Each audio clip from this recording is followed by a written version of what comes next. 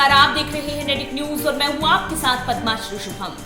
किसानों के विरोध प्रदर्शन से जुड़े टूल किट को कथित तौर पर शेयर करने के मामले में दिशा रवि को गिरफ्तार किया गया था। अब दिशा रवि को दिल्ली की कोर्ट ने जमानत दे दी है। ये जमानत जब दी गई तो कोर्ट ने काफी कुछ टिप्पणी की इस मामले में दिशा रवि को गिरफ्तार करने को लेकर। इसके साथ साथ कोर्ट ने टिप्पणी की दिल्ली पुलिस की कार्रवाई पर, दिल्ली पुलिस के दावे पर कि दिल्ली पुलिस के पास काफी सारे सबूत हैं दिशा रवि के खिलाफ। इस पर भी जो कोर्ट है उसने खासा टिप्पणी की है। हम ऐसा कह सकते हैं कि दिल्ली के इस कोर्ट ने, पटियाला हाउस कोर्ट ने खबर दी है। आखिर कोर्ट ने दिशा रवि को जमानत देते वक्त क्या कुछ टिप्पणियां की, क्या कुछ कहा, आइए आपको विस्तार से बताते हैं। कोर्ट की तरफ से साफ साफ कहा गया कि पुलिस के पेश किए सबूत अल्प एवं अधूरे हैं।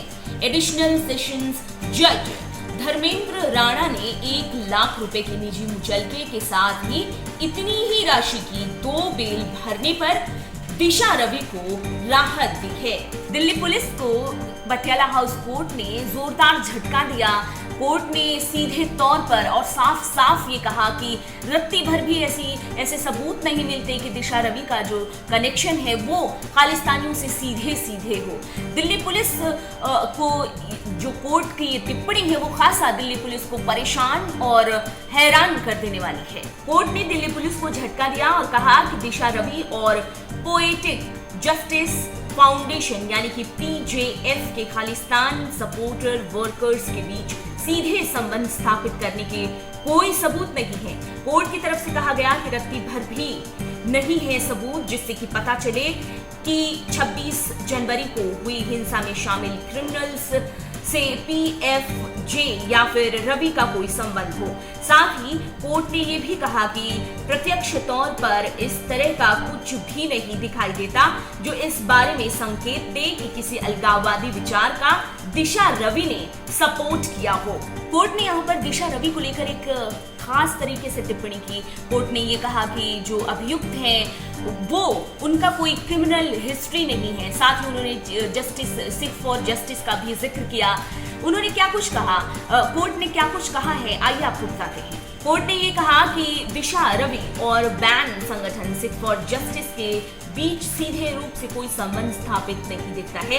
एडिशनल सेशंस जज धर्मेंद्र राणा ने रवि को 1 लाख रुपए के निजी मुचलके और इतने ही रुपए की 2 जमानत भरे जाने पर राहत दी। कोर्ट की तरफ से कहा गया कि अभियुक्त का स्पष्ट तौर पर किसी तरह की क्रिमिनल हिस्ट्री नहीं है।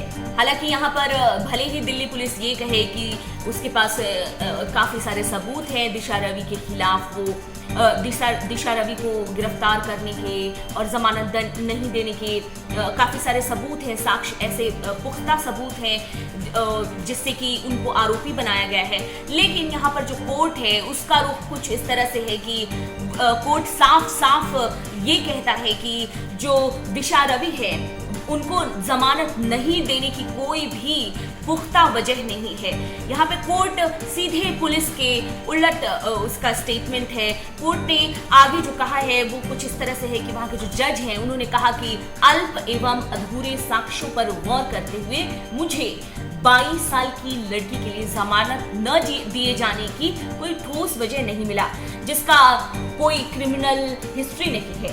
जज ने कहा कि उक्त टूल किट पर गौर करके पता चलता है कि किसी भी तरह की हिंसा के लिए उसमें कोई भी अपील नहीं है।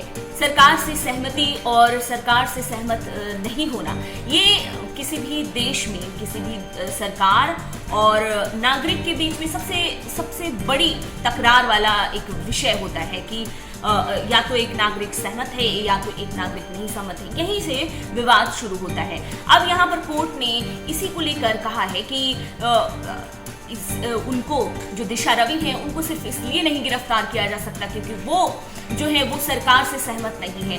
ये ऐसी बड़ी वजह नहीं है कि उनको इसी वजह से गिरफ्तार कर लिया जाए। कोर्ट ने ये साफ साफ कहा कि उन्हें सिर्फ इसलिए जेल नहीं भेज सकते क्योंकि सरकार की नीतियों से वे असहमत हैं। किसी मामले पर असहमति, विरोध, मतभेद, असंतोष, यहाँ तक कि अस्वीकृति यानी कि किसी बात पर इनकार, ये सब राज्य की नीतियों में निष्पक्षता को तय करने के लिए एक वैध उपकरण है। मतलब इससे पता चलता है कि जो राज्य हैं, जो राज्य की नीतियां हैं, उनसे निष्पक्षता किस तरह से तय किया जाए, ये सब इन सब का कोर्ट ने अपने स्टेटमेंट में, अपनी टिप्पणी में जिक्र किया।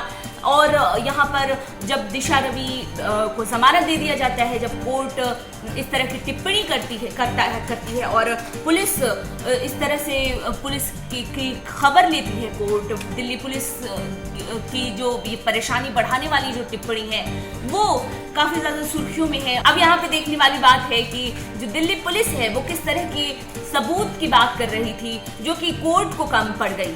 कोर्ट के सामने वो आधा अधूरा वो सबूत पड़ गए और ये मामला अभी भी काफी ज्यादा उलझा हुआ है। किसी को इस तरह से गिरफ्तार कर लेना, किसी को सहमत और असहमति के बेस पर गिरफ्तार कर लेना, या फिर अगर पुलिस कहती है कि उसके पास सबूत है तो फिर इस तरह से कोर्ट का स्टेटमेंट सामने आना, ये काफी ज्यादा मामले को उलझाने वाला है।